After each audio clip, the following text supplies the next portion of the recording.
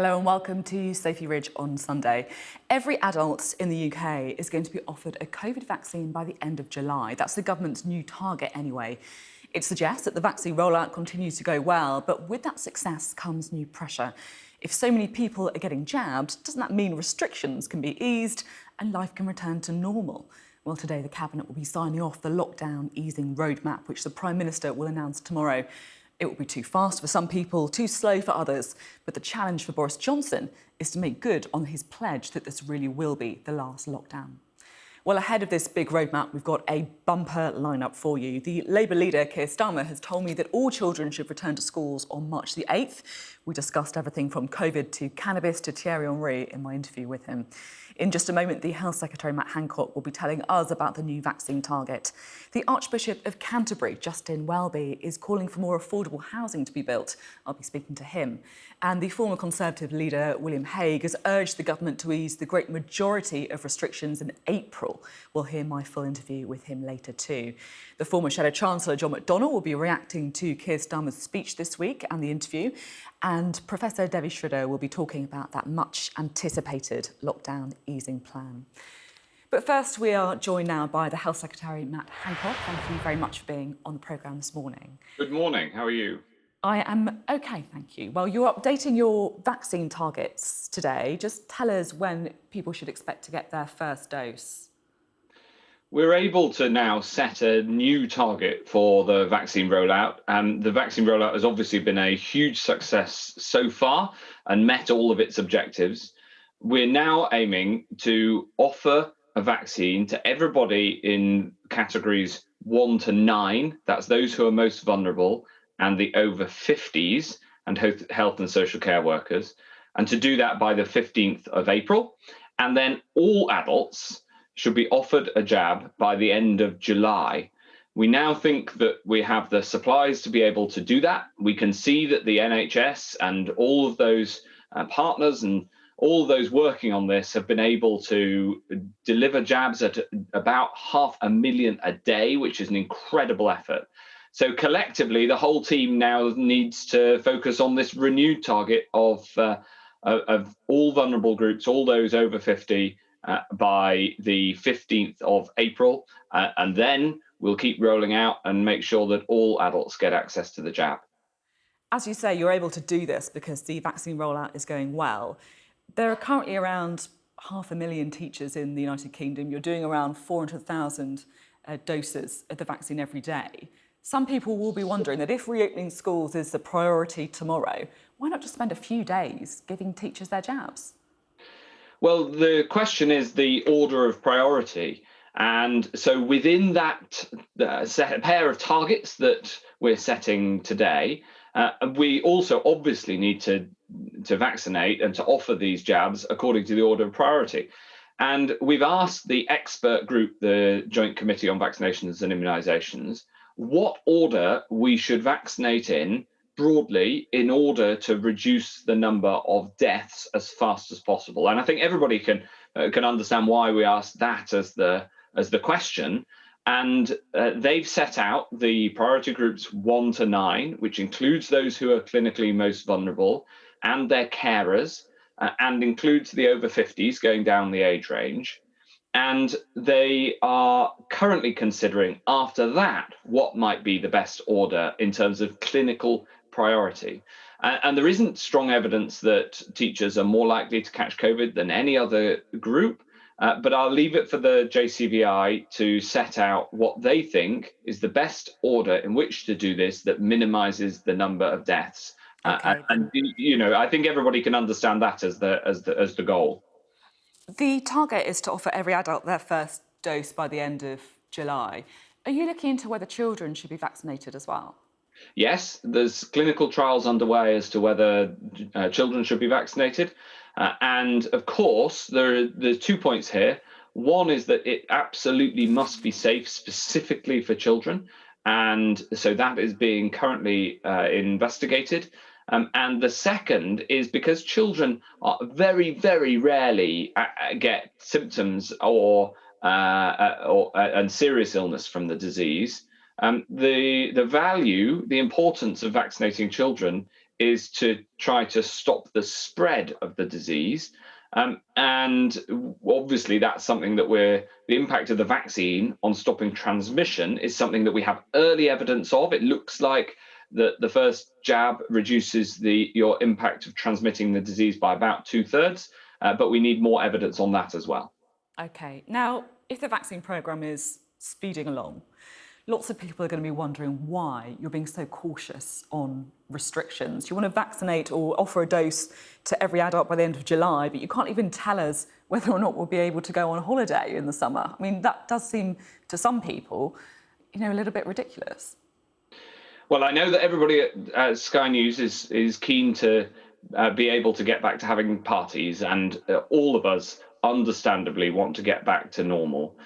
But it is right to be cautious. It's incredibly important. There are still almost 20,000 people in hospital with COVID right now, almost 20,000.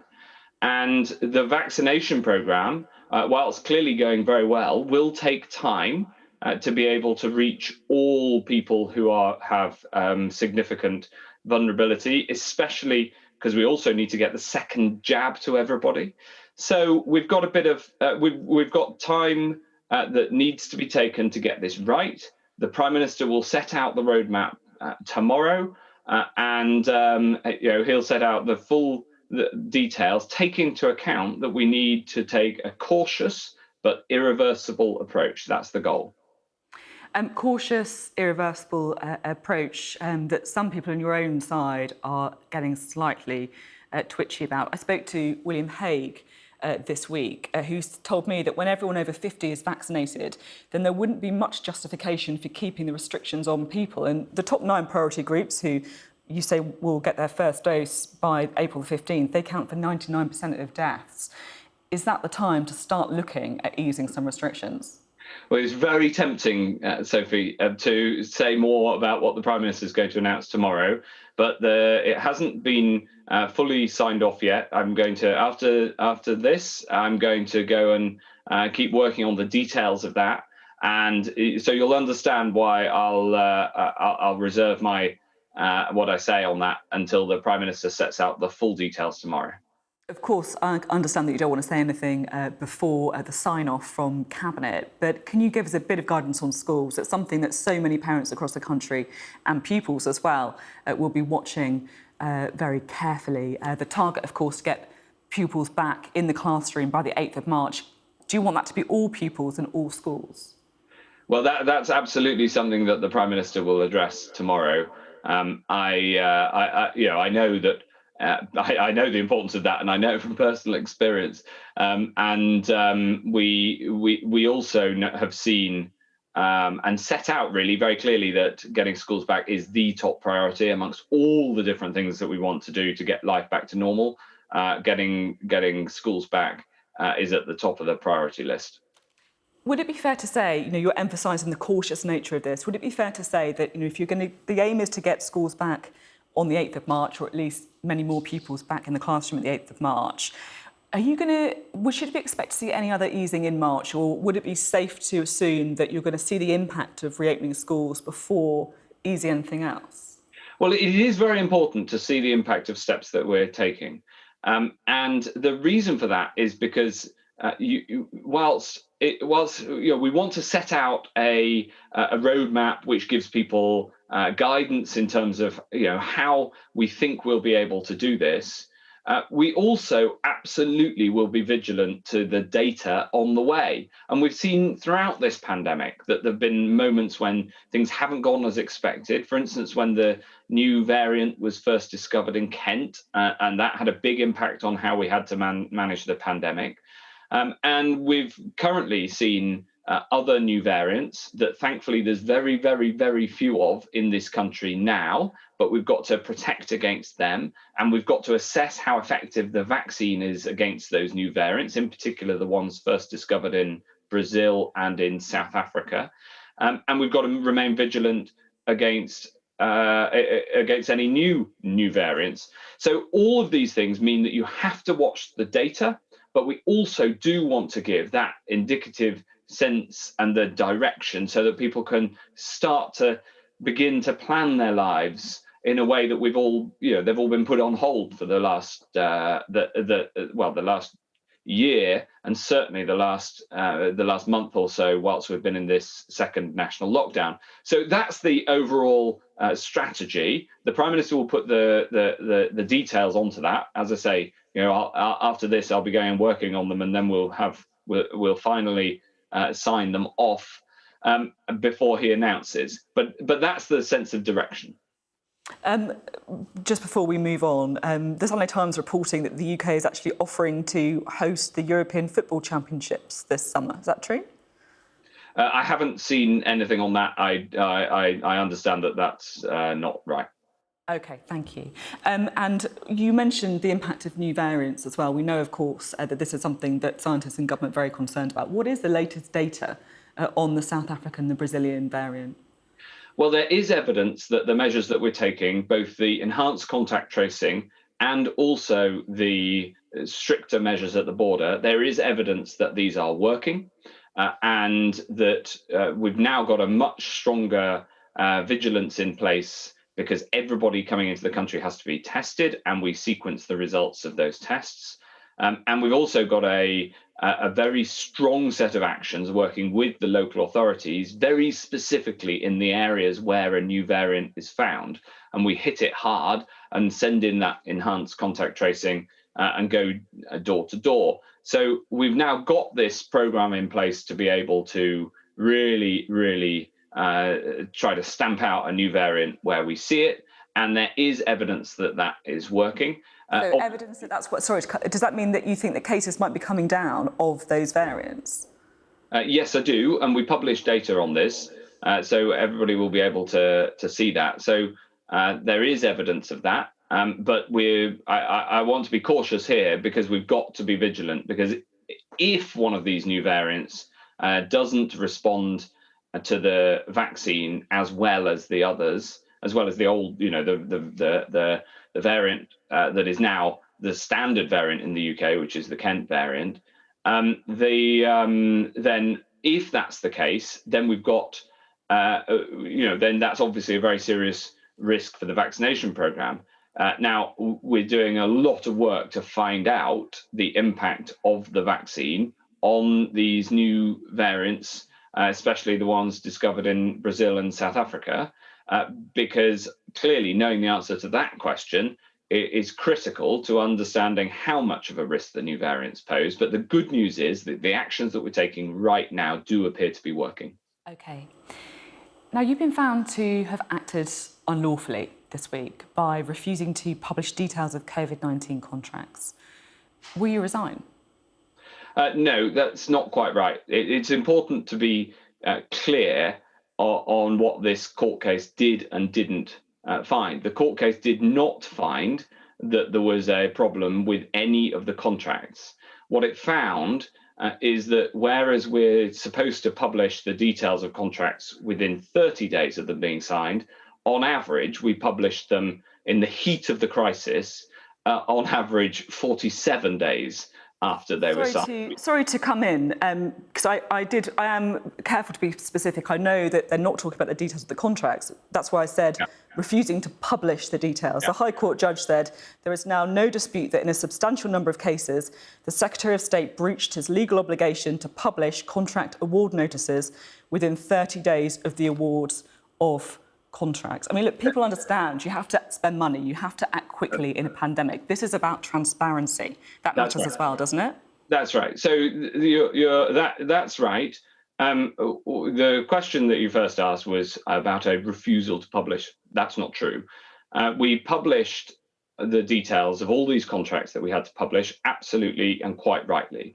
On average, we published them just over a fortnight later than they should have been. And there's a reason for that, Sophie. The reason is that there was a global shortage of PPE. We needed to buy PPE to save lives. And my officials, with my full support, spent every waking hour buying PPE so that even though we came close, we never actually ran out of PPE in this country. And they did that even though the paperwork got delayed by, on average, just over a fortnight. That's what the court found. And I think any Secretary of State in my position would absolutely back my officials in doing the right thing, saving lives. So will you now commit to publishing the names of all firms who were given public contracts and how much they were paid? Well, of course, we publish all the details we're required to publish. And that's been happening all the way through. The fact is that in the heat of the first wave, on average, we were just over a fortnight late in some of these publications. That's what the court case found. That was put right over the summer. So you will commit to publishing the names and details, the question was? I'll commit to publishing what is, on the standard basis, what is legally required and what is normal to publish. And we do that. And we have done since the summer.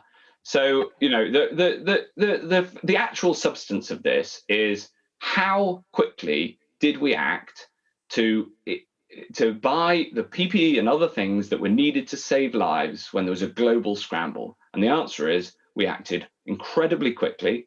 Some of the paperwork got a little bit delayed, and I'm absolutely backing my team, who did a phenomenal job in incredibly difficult circumstances. And we follow all these rules. We follow them absolutely. The transparency is important. I agree with that. And in fact, in past jobs, I've been responsible for putting some of these rules in place. And I'm perfectly happy with how the team, in fact, I think it's quite important to state on the record, I'm incredibly grateful for what the team did because the circumstances were so difficult. Okay. Now, talking about the circumstances of the pandemic, during the pandemic, women have been able to take pills at home for an early abortions, up to 10 weeks gestation. My colleague Isabel Webster looking into it this week, without first having to go to a hospital or clinic. And the government's now consulting about whether to make this temporary measure permanent. Now, I know the consultation's going on, but do you think that this is something that should be considered as a permanent change? Well, I know that this is a very sensitive area, so we have put out a detailed consultation document. People with strong views on either side of this debate should respond to that consultation. We'll look at all of the answers and we'll look at what's been put forward and then come to a considered view. OK. Now, last time you were on the show, I asked if you'd been talking to Tony Blair. You very neatly sidestepped the question. A week later, Tony Blair told me that, yes, you have been talking. And now I read in the Mail on Sunday that apparently you stopped talking to Tony Blair because he's pinching your ideas and passing them off as his own. So is the bromance over? I talked to all of the former prime ministers, as you would imagine, because this is a very difficult circumstance to be in. So I talked to all of them and try to get advice from wherever I can. OK. Very neatly sidestepped again. Now, it's been confirmed this week that Prince Harry and Meghan are going to be not going to be returning to their roles as working members of the royal family. Were you sad to see this?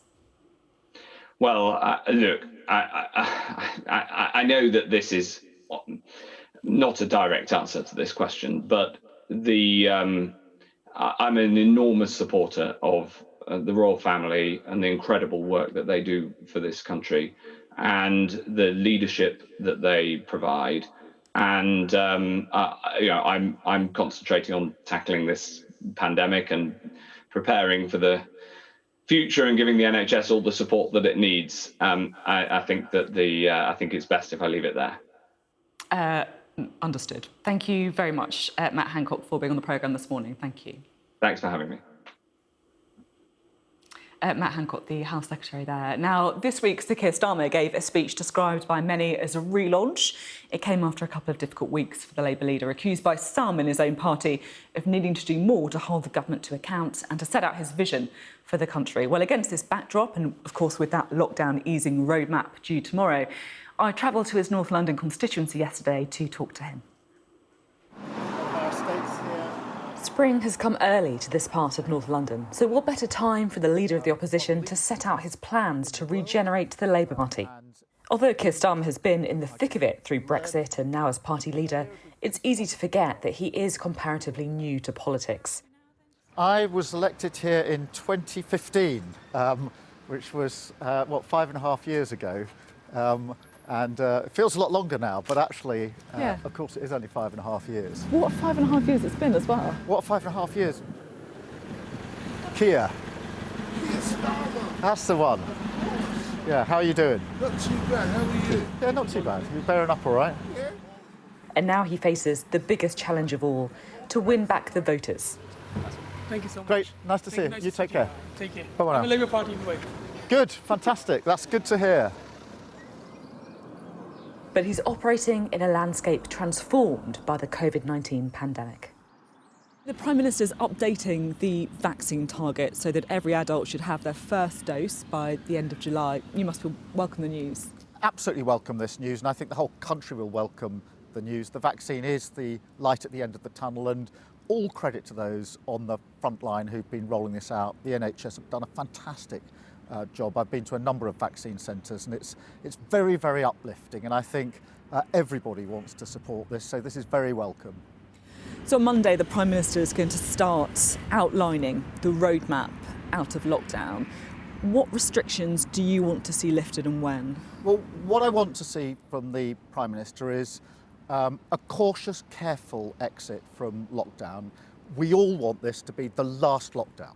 So we've got to come out of it in a measured way that makes sure that we're not back where we started in a number of weeks or months. So roll out slowly, carefully, follow the science. I would say to the Prime Minister, publish the science. I think that will give great confidence to what he has to say on Monday when he puts out the roadmap. I think the other thing is recognise that because there will be ongoing restrictions of some sort, businesses desperately need more support. It's one of the reasons we've said that the business rate relief should go on for another 6 months. VAT should be reduced in key areas such as hospitality. So careful, cautious, follow the science, and make sure the support is there for business. They've got this far, they need to survive beyond the next set of restrictions. Of course, one of the really big decisions is around schools. Yeah. The government said its ambition is to open all schools to all pupils on the 8th of March. Teaching unions have said that they are worried about that. They'd prefer a more staggered approach. Which side is right? Well, ideally, I'd like to see all schools back open on the 8th of March and all children back in schools on the 8th of March. I've been worried through the pandemic, a number of people have, about the impact of being out of school has on particularly vulnerable children, and the attainment gap is getting bigger. So ideally, the 8th of March. We'll have to see, obviously, where the data is, see where the science is, but that's what we should be working towards. If that means more testing, if that means Nightingale classrooms, if it means other measures, let's do that, because I want to get our kids back into school. So the teaching unions who are saying that it should be staggered, it should be different year groups, you don't support that? Well, ideally, we want to see all those children back on the 8th of March. That's what the Prime Minister said would happen. We're going to have to go carefully. Of course we are. We're going to have to look at the detail and the data as we go into those weeks just before the 8th of March, see where we are on the infection rates.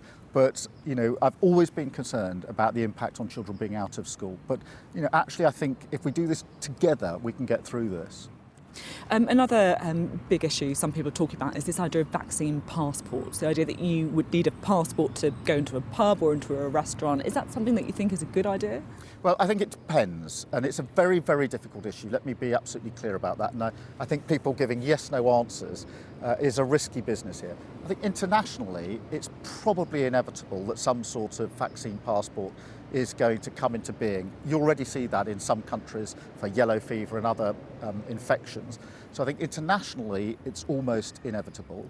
I think the collecting of the data is important. So we need one place where the data is stored, who's been vaccinated, how can you access those records, etc. Vaccine passports within the UK, I think, is something we need a national debate about. It is very difficult to see how it would work, but let's tread very, very carefully on this. Where are your instincts, though? What's your instinct on it? Well, I'd be very worried, for example, if we got to a situation where it was suggested that people would lose their job if they hadn't had a vaccine. On the other hand, I can, of course, see the concerns people would have about their own safety, perhaps in their home, in their teams at work, etc. And that's why I really think on this one, we need a proper national debate. Let's not pretend there's an easy yes-no answer, because there isn't one. Now, you were elected leader last April. Yeah. COVID has dominated absolutely everything since. And there has been some criticism that you haven't shown enough leadership on COVID. You haven't taken enough risks, called for things before they were inevitable? I mean, I'm thinking about people like Tony Blair, for example, who called first for the spacing between the doses, Rory Stewart, who at the beginning of last year was calling for lockdowns before other people. Do you think there's been a tendency for you only to really call for things once they were already going to happen? Well, the approach I took was the approach I set out on the very first day I became leader of the Labour Party. And that was to recognise that this is a pandemic, a global pandemic with huge challenges. And I said what we would do is we would support the government where we thought they were doing the right thing and challenge them where we thought they were wrong. So, for example, on the lockdowns, on the restrictions, we have supported the government, voted with the government on those lockdowns, and that was the right thing to do. And I think the public expected us to do that. And then we've challenged them where they're wrong. Actually, if you look at probably my two biggest challenges to the government, the first was in the autumn when I said, having looked at the medical advice, we need to go into a circuit breaker or a lockdown. And it wasn't just before the government did it. On the contrary, Boris Johnson scoffed at the idea, said there was no way he was going to a lockdown. It was still 3 weeks before Sage recommended it, though. You weren't exactly leading the debate when people were already calling for it. The minutes were published 3 weeks after they were written. As soon as we saw them, we called for it. But the argument that somehow the government was about to do it, the Prime Minister scoffed at me and said he's not going to go into a lockdown. 3 weeks later he did it. We had the same thing at Christmas when I stood up and challenged the Prime Minister and said, look, this Christmas mixing is heading for trouble. He stood at the dispatch box and said to me, you want to cancel Christmas, I'm not going to do it. A few days later, he U-turned. So the idea that we've only called for things just before the government's about to do it, actually I don't think, in fairness, is borne out by the examples that I've just given. OK, a really simple question for you. Matt Hancock has been found to have acted unlawfully over not publishing these COVID contracts. Should he resign? I don't want to call for him to resign. I do think he's wrong about the contracts. There's been a lot of problems with the contracts on transparency, on who the contracts have gone to, and there's been a lot of wasted money. And I think that is a real cause for concern. But at the moment, at this stage of the pandemic, I want all government ministers working really hard to get us through this because, you know, whatever political differences, what the public know is this needs to succeed. The vaccine rolled out needs to succeed. And I think in those circumstances, what I'd say to Matt Hancock is you need to go further on the vaccine, go faster on the vaccine. You need to have a roadmap on Monday from the Prime Minister. But I think at this stage, calling for people to resign is not what the public really want to see. Now, I'm keen to throw forwards because some of the big challenges are going to be about rebuilding the economy, rebuilding the country post the current crisis. You, of course, gave a big speech this week. What should a post-COVID economy look like? Well, we're getting to a real fork in the road. The vaccine, I think, gives us that hope that we will come out of this. And then the question, the critical question, which I think will define the next general election, probably the next 10 years is, do we, when we come out of this, want to go back to where we started and repair what we had, go back? And I say no, because what we had before this was an economy which was unequal and insecure. And we've had 10 years of austerity and it's caused such inequality and such insecurity for people in the economy. So we take a different path, which is to go forward to a different and better future where we have a government, an active government, working with business to tackle inequality, not only because it's a wrong in itself, but because inequality doesn't work for a good economy. That's going to be the big political choice coming up, and I'm very clear which direction Labour will go on this. Have you been a bit disingenuous here, though? Because you said that the government want to go back, they want to build back, but you've quite conveniently missed out the better bit, didn't you? Build back better, which is very different meaning. Well, if the government is prepared to say that they recognise that after 10 years of a Conservative government, the model we had going into the pandemic... But they do. They say that they don't want austerity. They don't want to return to austerity. If they recognise that the model was unjust, insecure and unequal, then let me hear the Prime Minister say that that is the result of the 10 years we've had of Conservative government, because that is their track record. And if you look at the Chancellor, true it is that they've put in measures and the state has had to be active in the last 10 months or so. But that's necessity. That's not a values judgment. And what the Chancellor's instinct is, how quickly can I extricate myself from this, withdraw those measures, not how long do they need to be in for. And the other bit of evidence I'd just throw in here is that whatever the Prime Minister says about the state and the future and levelling up, just look at some of the decisions in the last few months. The refusal to keep the uplift in universal credit, council tax rises for people across the country, and a pay freeze for police officers and those on the front line. These are not the hallmarks of a government that is serious about dealing with inequality and the insecurity that is baked into our economy. But if you look at the decisions they made over the last year, you have to look at the furlough scheme as well. You can't just say ignore the furlough scheme, that huge government intervention that we saw, but just look at these bits. You either look at them on the record the last year or you don't. I'm not suggesting we ignore that. Of course they've taken measures. We've supported those measures. We think they should have gone further in various places, but that's to one side. But they've done that for necessity. The idea that this is some conversion from the Conservative Party away, that you can conveniently forget the last 10 years and they've converted to social democracy, I think is completely wrong. Now, I'm keen to find out more about you, about what you believe in and the kind of country that you want to build. So earlier this month, a Labour strategy document was linked to The Guardian, and they talked to focus groups who said that people are confused about what we stand for and what our purpose is, and they also think that you need to stop sitting on the fence. So I want to find out a bit more about the real Keir Starmer, banning the kind of generalities that no one would disagree with, like fairness. What is it that you really stand for? A driving determination to root out inequality and insecurity in our country, in our society, in our economy, and to build a better future for Britain. Yes, I'm patriotic. That was one of the issues that was in this report that was leaked. Of course I'm patriotic. I want to be Prime Minister of this country because I want this country to be even better than it is now. Actually, the whole Labour movement is very patriotic. We are in politics to change our country for the better. You can't be more patriotic than that, and I'm very, very comfortable with it. I just wonder if it does sound quite general still, though, doesn't it? That you want to build a better country, that you want to stop inequality. I mean, no one would really disagree with that, would they?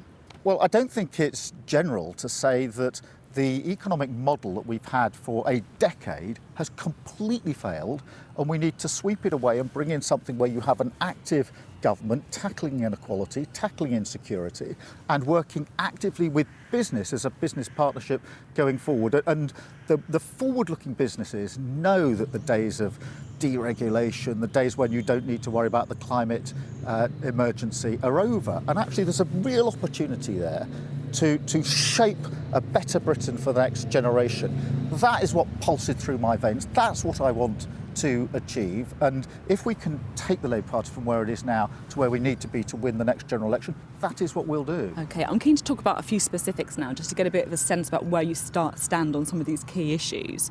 So immigration. In the Labour leadership, you promised to defend free movement as we leave the EU. You've now dropped that pledge. Well, we've left the EU and free movement has gone, is the reality of the situation. And we'll face a different situation in 2024 because we have left.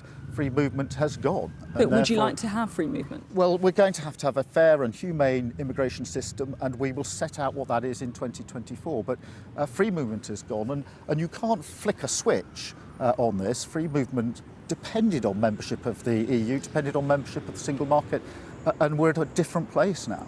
How about drugs? Do you think there's a case for decriminalising cannabis possession? I've never subscribed to that view.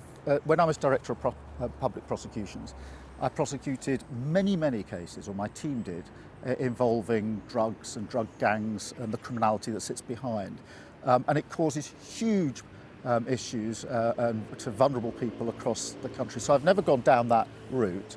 There were some initiatives in some parts of the country where cautions were given for low-level crimes. I think there may be something in that. But in principle, I've seen too much of the damage that sits behind drugs for me to go down that route. So the current policy you think is roughly right? Well, it's roughly right. Of course, there's always room for a grown-up debate about exactly how we deal with these cases. But what sits behind drugs is the criminality, the gangs, and, if I look in my own constituency at some of the issues in relation to knife crime, which is blighting the lives of young people, sitting just behind that are county lines and drug running. And that's the kind of impact it has on our society.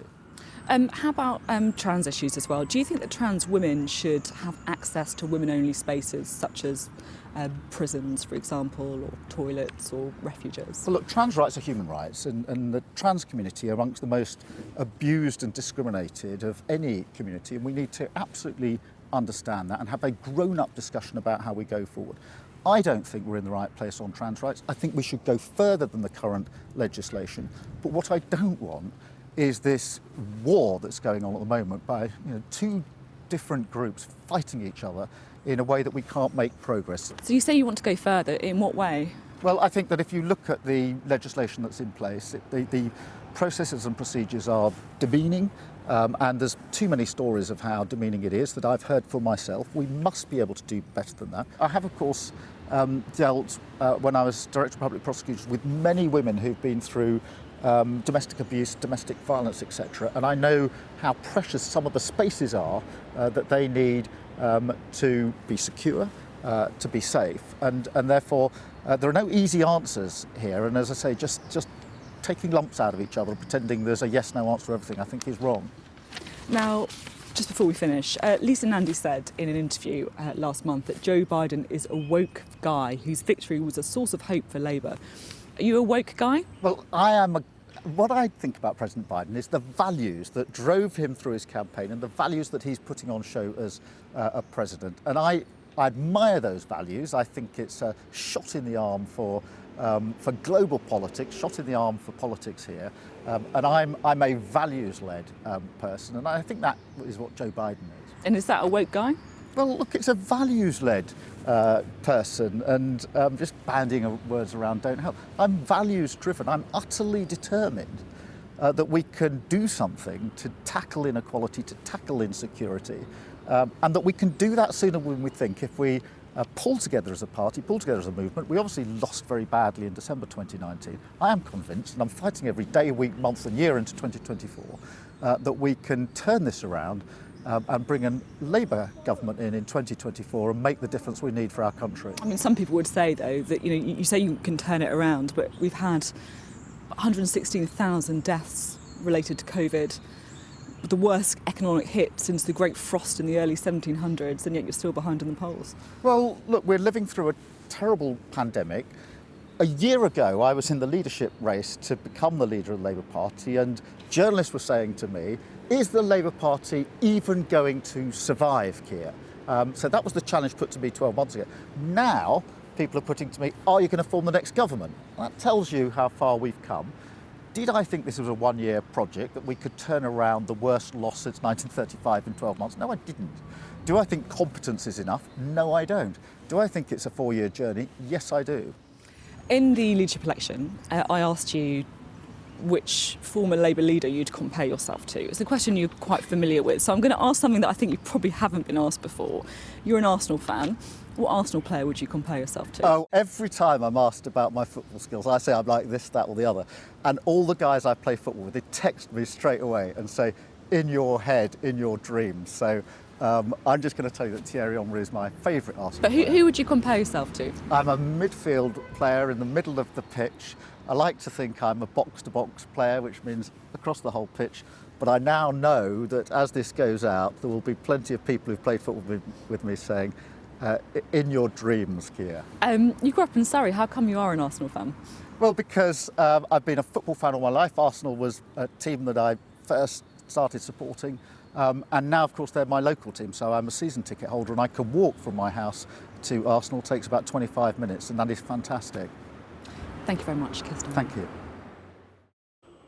Sir Keir Starmer there. Well, let's talk about that interview. We're joined now by the former Labour Shadow Chancellor, John McDonnell. Thank you for being with us, Mr McDonnell. So we just heard from Keir Starmer, who said that he would like to see all schools open to all pupils from the 8th of March. Now, of course, that's not what the teaching unions are saying.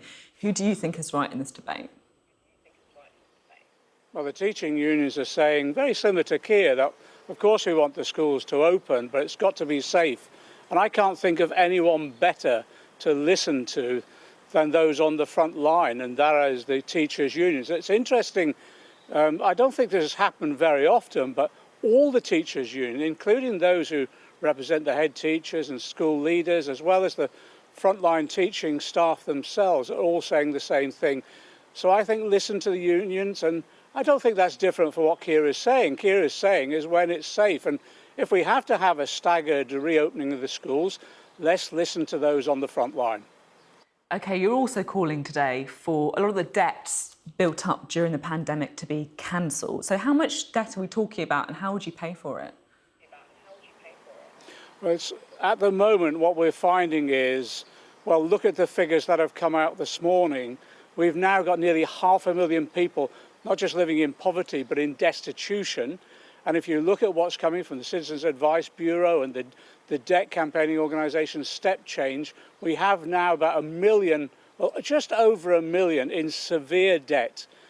Someone said that one of the calculations from Step Change was there's about a £10 billion debt that's been caused by COVID on individuals and families themselves. It's a fair amount of money. But even if we just made a start on that, let's take the 600,000 who are behind with their rents and their mortgages. We're talking about £1 billion worth that's needed to take that pressure off them. And the way that you do that is, well, you know, we lifted the debt off the banks when the banks were in crisis. Hundreds of billions were lifted off them by taking the debt over by the Bank of England and therefore servicing it that much more cheaply. But actually, if you did want to pay for it in one fell swoop, why not have a windfall tax on those companies in the banks and the property developers, tech companies and others? Maybe some of those cronies have had contracts during the COVID crisis as well. Why not a windfall tax on them to lift the debt off the poorest? And you know, 1 in 5 of those in serious debt are key workers, the very people who are getting us through this pandemic. So I think it's one of those policies that's readily available. In fact, you know, Boris Johnson and others have referred back to the period after the Second World War. Rab Butler, as a Conservative Chancellor in '51, actually introduced a windfall tax on those companies who had made vast profits during the war and post-war period. So it's something that's been done time and time again. I also note that you've said today there is a time for framing speeches and political positioning, but there is also a time to get angry and demand immediate action to help people survive. Who exactly is that message meant for? For all of us, for all of us. Keir did a framing speech during the week where he, for me, you know, basically saying we need to be as radical as the Attlee government and we need to tackle inequality as our main central thrust of policy. That suits me fine. What we need to do now is roll that out. And I think all of us, both to the Labour front bench, Labour MPs, all those progressives, actually commentators as well, I think need to get serious with holding this government to account. And actually I am angry. People are suffering, you know. People, those in debt, but also those who are struggling to get to work, have had their wages cut. And I am angry. My constituents have been treated badly during this pandemic. Only 2 miles down the road from here, I have Heathrow Limited, a company that is now doing fire and hire, sacking people, and then only re-employing them when they cut their wages. Outlawing fire and rehire as a policy, I think, is something we should all be arguing for now. And yes, I am angry about why people are living in poverty. You know, a lot of those people on the front line who are trying to get us through this pandemic, some of them are having to live off food banks. That's unacceptable. And yet this government is now going to inflict upon many of them another pay freeze. So yeah, there's a lot to be angry about. And I think we need to hold this government to account. I'm glad you asked Hancock about the contracts. I wish you'd have gone further and asked him, is it a requirement to donate to the Tory party to get one of these contracts? Because that's what it appears to be at the moment, because there's VIP route for these contracts. So yes, I think people should get angry and should start demanding accountability from this government and demanding change. Do you think that Keir Starmer should get a bit angrier then?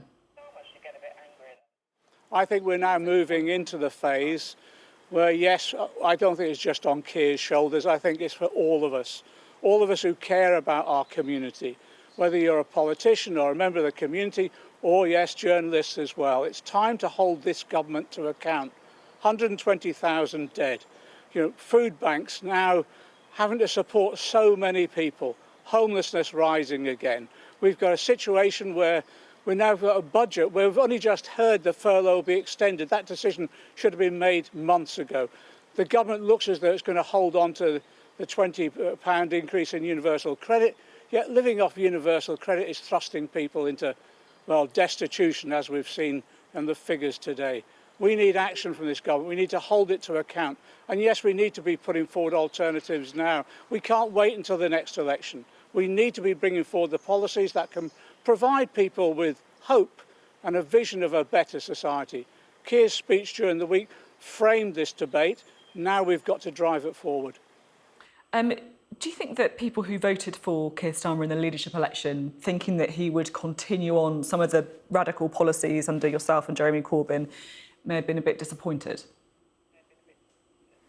Well, look, I took the view, and Jeremy did the same, is that when we stood down, Jeremy as leader and me as Shadow Chancellor, we would not treat the incoming leadership in the way that we were treated, carping from the sidelines, etc.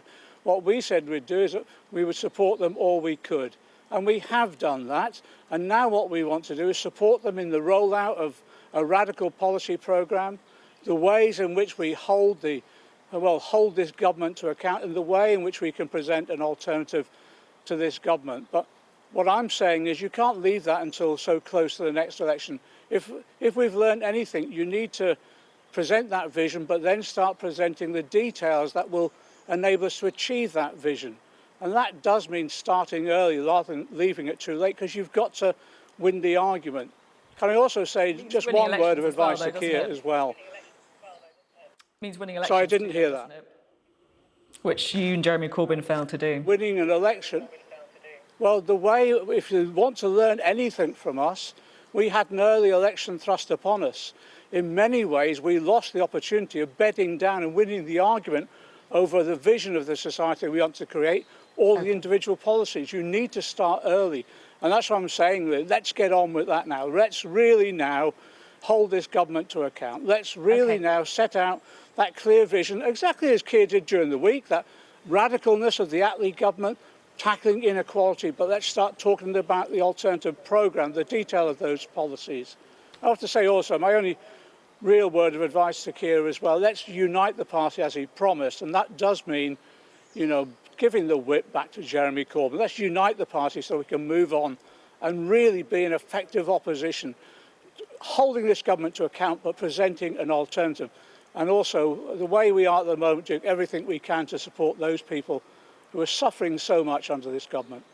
OK. John McDonnell, thank you very much for being on the programme this morning. Thank you. Before we move on, a quick reminder, do check out the Sophy Ridge on Sunday podcast, available from lunchtime on the Sky News app, Spotify and Apple Podcasts. It's got the best bits of our interviews, plus analysis from me and my producer, Matt Lavender, so do check that out. Now, the Archbishop of Canterbury is today calling for thousands of hectares of land owned by the Church of England to be used to build affordable housing. He's also calling for the government to do more to provide affordable homes too. Well, I'm delighted to say the Archbishop, Justin Welby, joins us now. So just tell us, what is the idea behind this report from the Church of England? The report's an independent report chaired by Mr. Charles Arbuthnot, and who's had a lifetime experience in housing, with a very powerful group of very diverse people, and the vice chair is the Bishop of Kensington, in whose area is Grenfell Tower. It's an independent report which has worked for 2.5 years and looks at the crisis in housing, the 8 million people in inadequate housing, the poor housing, the diversity issues that mean that people in black and minority ethnic communities have had worse outcomes in the pandemic and so on. And it provides great challenges to the Church of England, to the government, to individuals and to landowners. It's a very powerful report setting a vision for 20 years of housing. It's a very wide-ranging report as well. There's a list of things you want the government to do, from increasing housing benefit to committing to more affordable homes. How big an impact have benefit cuts had, and would you like to see the £20 a week increase to universal credit maintained? I think the report mainly focuses on the issues around affordable housing, and the £20 benefit is something that a number of bishops have spoken up in favour of. And certainly when you look at the demand on food banks and areas like that, we need to try and strengthen people who are really up against it. But the issue today is affordable housing, not just available housing. We've tried to set out a vision in the way that was set out in the 1940s for health. We know in the health service that the aim is that health should be delivered free at the point of need, good healthcare free at the point of need.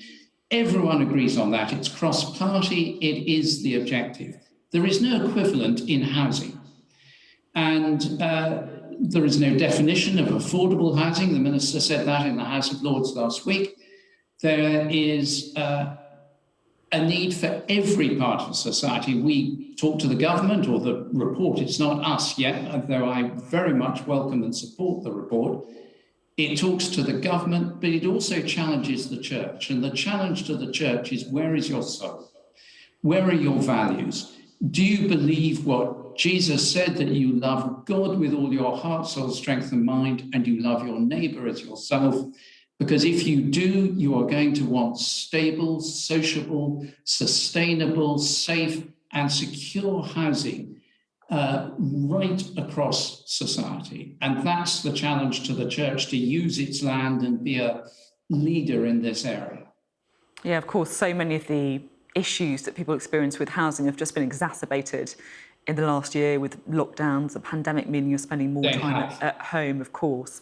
You're talking about the challenge to the church, but this is also clearly a challenge to government as well. Do you feel that you're having to step in because the government hasn't done enough? It's not this government. The housing crisis goes back at least to the mid-1970s. And, you know, Cathy Come Home, you'd know of that film. Ken Loach, right back in the 60s, talking about poor housing. That had an immense effect at the time, but we have far more people in private rented accommodation then than we do now. And we have far more people, a far higher proportion of the population in inadequate housing now than we did then. And so this isn't about this government or its immediate predecessors. It goes right back through all parties, and we need a national common vision for housing, and that will be sacrificial. The report calls on the church to be sacrificial, not to take its maximum possible benefit. That is the challenge that I welcome and support, and I affirm that call and call on the church to react in that way. And it calls on government and landowners in the same way.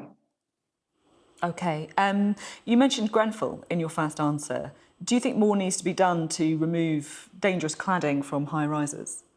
Absolutely, I do. And that is one of the keynote recommendations in the report, that the government, the report recommends, as I say, it's independent, but I support this, that the government take responsibility for the cladding. They've announced 3.2 billion, I think, a couple of weeks ago, but that may well not be enough, and then recover that from developers and other people. OK. Now, I just want to ask you a little bit about coronavirus, because, of course, we're all waiting for the Prime Minister to announce the roadmap out of lockdown. I know there's lots of concern about the amount of school that children have been missing. What would you like to see tomorrow? Well, a roadmap is a very important thing, but it has to be one that we can be really confident about. Sophie, you know as well as I do that this last lockdown has been one of the most painful for the most people. I go into a local hospital as an assistant chaplain, and you see the exhaustion of the staff, the way they're worn down. We need a roadmap that will stop us going up and down. And I know the government is deeply committed to that. The huge success of the vaccine programme speaks to what we can do. And I think it needs to be secure and that we know it is going to be delivered so we can all move forward. I mean, the pandemic has stripped the paper off the cracks, which we've covered up. There's a schools crisis because children have missed a year of education or had a disrupted year, not all missed it, thanks to the heroism and the quality of the schools. There's a housing crisis which has been revealed in its full extent. The health service is desperately tired. There is a huge need for a clear roadmap, and I'm sure the government is working on that and will produce that. Are they right to prioritise the reopening of schools? I'm absolutely sure they're right to prioritise the opening of the schools. That is probably the most urgent thing. It's been the most urgent thing right the way through. I remember talking to one of the senior medical advisors last year. He said, because the Church of England educates more than 1 million children in its schools, and he said, whatever you do everything you can to keep the schools going, because the damage to children's mental health, their long-term education is so serious. You mentioned the success of the vaccine rollout in the UK, and I know that you've previously been quite critical of countries buying up more vaccines than they need. At what point do you think the UK should donate vaccines to poorer countries, say many of which haven't vaccinated anyone at all? Well, the Anglican Communion, of which technically I'm the sort of senior bishop in the world, is 80 million people in 165 countries. And the average Anglican is a woman in her 30s on less than $4 a day, probably in an area of conflict or persecution. So most of my work is with the very poor around the world. I'm very pleased that not only has this government done very, very well on the vaccine programme, but it's also leading the world on the international distribution of vaccines. And I welcome that warmly.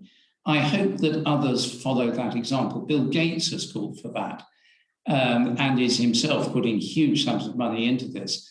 I hope that across Europe we do this as soon as they've sorted out their own problems on basic distribution of vaccine. And I hope places like Canada and the United States do that. We keep saying this won't be defeated anywhere until it's defeated everywhere. And certainly in many parts of the world, they need massive support with this. And we are doing very well on that. It's the first time I've interviewed you, so I have a couple of other questions, if I may. You said last summer, in the wake of the Black Lives Matter protests, that the Church would very carefully review statues at some of its major places of worship, Canterbury Cathedral or Westminster Abbey, and then you said that some will have to come down, some names will have to change. That was 8 months ago. Have you removed any statues with links to the slave trade, and do you think that's something the Church should continue to look at? I'm really pleased that there have been very few that needed to be removed that couldn't simply be put in context, and the context the statue explained. Canterbury, thankfully, hasn't had to take anything down. I really welcome that. I think in total something like 2 have been put in museums or something across the whole country, and we're talking tens of thousands. So that's very, very good news. But we come back to the underlying issue here, which is slavery and the legacy of slavery, the impact it had on so many people and so many parts of the world, and still has on the minority ethnic populations through racism in this country.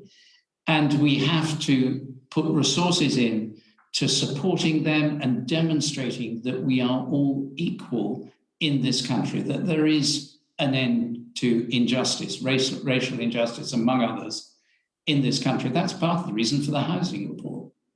Talking about modernising the Church, would you like to see a woman Archbishop one day? The Church, people in the Church would be very relieved to know that I have no influence on my successor.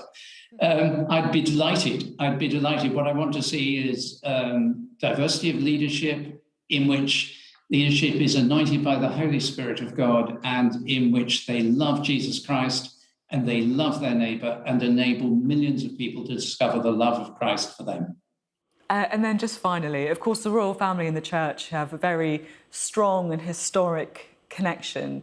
Were you sad to see the news that the Duke and Duchess of Sussex are going to step back from royal duties? I don't comment on the royal family in public. If I have anything to say, it would be said in private. OK, that is fair enough. Archbishop, thank you so much for coming on the programme and talking about the very important report into housing, such a key issue, of course, for so many people at the minute. So thank you. Thank you, Sophie. We were just talking there about housing. The Ministry of Housing have sent us this statement in response to the Archbishop's report. We welcome and encourage the practical steps that the Church is taking to make more of their land available for affordable housing. We've delivered over 500,000 new affordable homes since 2010. We're supporting renters by extending notice periods and banning bailiff enforcement of evictions. And we're spending billions of pounds to remove cladding so people's homes are safe. Now we're going to take a quick break, but when we come back, we're going to be hearing from the former Foreign Secretary, William Hague. He's got a message for the Prime Minister ahead of his plan to ease lockdown just in a few moments' time. Welcome back to Sophy Ridge on Sunday. Now, we've been talking on today's show about the roadmap to easing lockdown that the Prime Minister will announce tomorrow. Matt Hancock said earlier that it's still being worked on, and when I spoke this week to Lord Hague, the former Foreign Secretary and Conservative leader, I asked him what he wants to hear from Boris Johnson tomorrow. Well, I think, as with most people, I'm hoping to hear that before too long, the great majority of restrictions on people can be lifted. And now he is presumably going to say that that will depend on the progress that is being made, and that's fair enough. But I think if we are going to reach the point, perhaps in April, where everybody over the age of 50 has had the opportunity to be vaccinated, and the number of cases of COVID is down to a very low level, the sort of level we last saw in the middle of the summer last year. If both of those things have happened by sometime in April, then there wouldn't be much justification for keeping most of the restrictions on people. I think with one big caveat, there has to be a deal, as it were, between the government and the people of this country, that we have to do the mass testing when we reach that point. We have to be ready for really rapid, ruthless local lockdowns. We have to all join in making a test and trace system work, which it can do once the infections are at a lower level. So everybody has to be psychologically ready for that. And if they are, then I think at that point, the government can really release most of the restrictions. Back in June, you said that lockdown was a disaster for our society, an economic catastrophe, and so destructive that it can only ever be allowed once. Lockdown, as I explained when I wrote that article, represents the failure of other policies. It's what you do when every other means of containing a pandemic has failed. So that means you don't have effective test and tracing, that you haven't managed to seal the borders, that you haven't managed to identify through testing the rise of the virus again. It's a policy failure, really, to have a lockdown. But of course, coming in through 2021, we ought to be in a position with the development of mass testing, with a test and trace system that can work at a lower level of infection. And with the huge success of the vaccination program, great credit to the government about that. With all of those things, well, then we do have the tools now to prevent future lockdowns. I think there are lessons now, and that some of them we've just been talking about. We must have mass testing. Well, that couldn't have been developed last summer, but it can be put in place now. The test and trace system has struggled, but it's partly struggled because there's still such a high level of infection to deal with. And I think we have learned that if we are going to have lockdowns, you have to do them quickly. The faster you take the action, the better. So when it comes in this whatever point it is later this year that I was talking about, where the government says, well, you're free of most restrictions, but we have to be really ruthless and quick if the virus rears its head again in a particular town or city or locality, well, then they have to be ready to act very, very fast on those situations, or on the risk of the virus coming back in again with a mutation from overseas.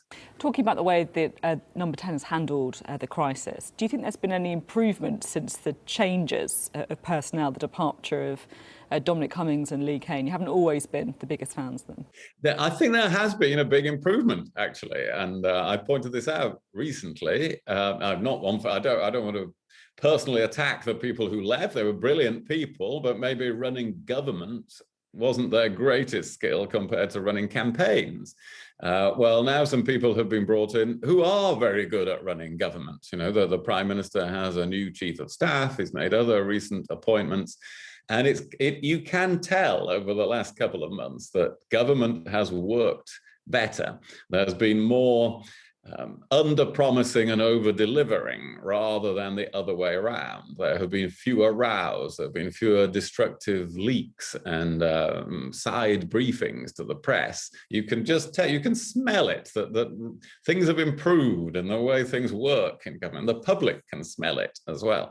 One of the big challenges ahead, of course, is the budget. What would you like to see in that budget? Well, the big task for the Chancellor has been keeping as many people as possible in work and the economy ready and intact for the future over the last year. And I think he's done that very well. What is the next task? Well, the next task is for Britain to be at the forefront of what I think will be an extraordinary decade of innovation coming up all over the world. This is partly a result of the pandemic, partly the result of a technological race going on between the US and China. I think a really important thing to look out for in the budget is this country positioning itself for that wave of innovation? Are we going to have the right rules and laws and incentives and cooperation between government and the private sector and the right tax rates to achieve that? It's very important not to disincentivize people to invest in the businesses of the future. You know, people talk about reforming capital gains tax. Well, there may well be some very important and worthwhile reforms that can be made of it. But it's really important not to tax people away from entrepreneurship, from risk-taking, from investing in things that might fail in the future, as well as all the things that are going to succeed.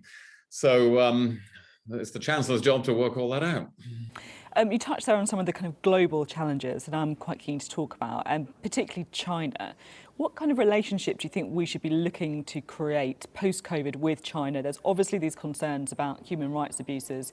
Should we be tacking towards the EU position, which is obviously has China as one of their biggest trading partners, or should we be adopting the American stance, more concerned about China? Well, if you put it that way, I would say more the American stance, but it isn't just a straightforward choice as that. I think the EU, for instance, made a mistake signing their new investment treaty with agreement with China just before the Biden administration came in without consultation with the United States. We actually need Western countries to put their heads together much more on policy towards China. And hopefully when the Prime Minister hosts the G7 in Cornwall later this year, that sort of thing will be on the agenda and can be achieved. But what is the right approach? Well, I would say it's a hard-headed approach. It's neither one of, it's not the golden age of friendship, but it's not unremitting hostility either. It is an approach where we say, well, we can't allow ourselves to be dependent on China for key technologies in the future. And that means we do have to restrict some of the investments they've tried to make in this country, or the takeover of British companies by Chinese entities. We do have to make sure, for instance, all the batteries, for instance, that we need for electric vehicles in the future aren't made in China, so that we're dependent on that supply chain. But at the same time, we can't solve global problems without China. We can't stop the next pandemic. We can't stop climate change. We can't have arms control. We can't deal with a future financial crisis without working with China. Facebook has blocked news feeds in Australia. Now, this is in response to this law requiring tech giants to actually pay news providers for content. Do you think Facebook has got this wrong? Would you like to see other countries adopting the Australian model of asking tech giants to pay news providers for content? Social media companies like Facebook have done a lot of good, of course, in connecting people up in absolutely revolutionary new ways, and there are many human benefits of that. But there's a lot of harm taking place as well. And that harm includes to the fabric of democracy, diminishing, for instance, local newspapers and traditional news outlets, whose diversity and whose availability is an important part of a free and democratic society, and particularly feeding polarization by adjusting news so that it suits the individual, so that it reinforces the views of that individual rather than exposing them to wider views. So yes, I hope other countries, including the UK, will take a similar position. We talked a lot about some of the really big challenges, facing us at the minute, whether it's China, COVID, social media companies. One big thing, of course, on Boris Johnson's in tray is Scotland and the challenge a potential referendum could cause. How concerned are you about the prospect of Scotland voting for independence if there is a referendum? And if there is, then Boris Johnson's not going to be the person to lead the campaign for the union, is he? Well, I'm very concerned about that.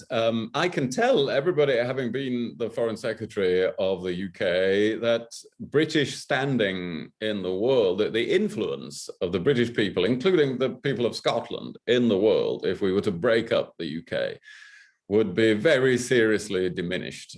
This would be a bigger event than Brexit. It would have a bigger impact than anything, whatever your views on Brexit, on the standing of the UK, on our ability to exercise our influence in the world. We are much more than the sum of our parts. So I think this would be a catastrophic development. We've got Keir Starmer on the show this weekend as well. Obviously, of course, there are certain challenges at the minute for Labour as the government's enjoying a kind of vaccine bounce, if you like. Have you got any advice that you'd give to a leader of the opposition who is grappling with a newly elected government off the back of a landslide election? It's a very thankless task unless people think you're about to become Prime Minister. And people will try and push you around all the time. And try to, we've just seen this with the speech that Keir Starmer gave the last few days, try to overhype what you're about to say. This is a relaunch, and then you end up taking part accidentally in a relaunch of yourself. And then, of course, everybody's disappointed. And a few weeks later, you have another relaunch, and you end up looking a bit ridiculous. So I think sometimes it's better just to keep your head down for a bit if the government's doing well and let that wash over you and still be there when the atmosphere has changed. Thank you so much for being on the programme, Mr. Hague. It was very interesting to talk. Thank you. Thank you very much. Lord William Hague there with a bit of advice for Keir Starmer. Well, let's return to coronavirus and the plan to ease lockdown that the Prime Minister will announce tomorrow. We can talk now to the Chair of Global Public Health at Edinburgh University, Professor Devi. Thank you so much for being on the programme. The Prime Minister, of course, laying out his plan for lockdown easing tomorrow. How cautious do you think he needs to be and what do you think can happen? Well, the thing to say is there's light ahead and we should be optimistic because of the vaccines as a medium to long-term way out of this. If we look at Israel, we are seeing that once they have gotten down to vaccinating those in their 20s and their 30s, they're seeing actually that numbers are falling. And so there is a way to suppress this virus and to stop severe disease with our vaccines.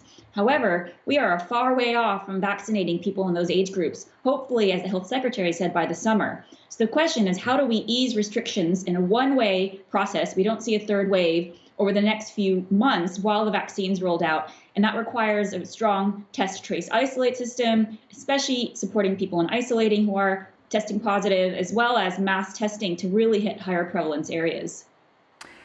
Younger children in Scotland and Wales are going to be returning to school tomorrow, returning to the classroom tomorrow. It feels like in England, the ambition is to get all schools back to all pupils on the 8th of March. Who do you think has got the right approach? Well, I'm obviously biased because I advise the Scottish Government on their education policies. And so I would agree what we've done here, which is tomorrow having the younger kids go back to assess after several weeks what has been the impact on transmission, what have we seen in schools. And we were learning from Denmark, who are ahead of us several weeks and who also have the new variant. The new variant is creating uncertainty, which means we need to go more cautiously. So there is a huge risk with bringing back all kids at the same time and then having to shut schools again. And we're trying here to move slowly, to move cautiously and get kids back, as many kids as possible, but in a slow, staged, phased way. And with testing. The other thing I'd mention, and it's an easy win for, I think, England, is in Scotland, we have allowed children under the age of 12 to play outside in groups up to 13. Only 2 adults can be there, but children can play in groups. So we've seen children doing sledding, tennis, football, out in parks. And this gives kind of outdoor play and also a form of kind of physical education. And that is an easy win because we know transmission outside is minimal and the mental health benefits are huge. You talk about the vaccine rollout going well. We heard just a moment ago from William Hague, who said that once everyone over 50 is vaccinated, the top 9 priority groups, which we're expecting by mid-April, he says there wouldn't be much justification for keeping restrictions on people. Once this group is protected, given they make up 99% of deaths of COVID, it does feel to many people, I suppose, that there is a good case for lifting restrictions. Yeah, I think we all want to lift restrictions as quickly as possible. I mean, I'm craving going out to a party or somewhere outside my home. But I think the thing to remember is what gets us with this virus is the hospitalization rate and how many people are susceptible. And the hospitalizations do go down to people in their 30s and 40s, which means that is what we're really going after. Of course, the deaths, but also the hospitals being full and not being able to provide routine care for all the things we need the NHS for. And so I'd say, of course, we want to lift restrictions, but it has to be down to the prevalence of the virus. Have we got it low enough? To testing positivity, are we testing enough, finding cases, as well as are we actually vaccinating those most at risk of hospitalization? And learning from other countries such as Israel, once they vaccinated their over 60s, they found a lot of under 60s in hospitals too. So we have to be kind of realistic of what it's going to look like for the next few months. And what does the data show on the impact of the vaccine? Are we starting to get any indication yet that it's having an impact? Yes, I think we're definitely seeing a reduction in deaths in older age groups, people in over 80s, since that group has been covered, over 70s. And we know, to tell people, a year ago, we didn't even think we'd have a vaccine. And now we have several, and the effectiveness is astonishing, especially of the mRNA ones. And so we are in a strong position to stop severe disease. And even it seems like glimmers of hope for stopping transmission. So I think where we're heading with this, people say, when is the pandemic going to end? Well, there's a real chance to drive the numbers super low using vaccines, using outbreak response. And then it's time for Britain and along the way to look across the world and say the pandemic will only be over if we look at poor countries, fragile states. 130 countries don't have any vaccines at all right now. And so it's a dual responsibility, both at home but also abroad. You mentioned 130 countries without any vaccine, which clearly has big implications for the global fight against COVID. But at the same time, many people in the UK would say that we shouldn't give vaccines away until every adult has had at least one dose. What do you think the right thing to do would be?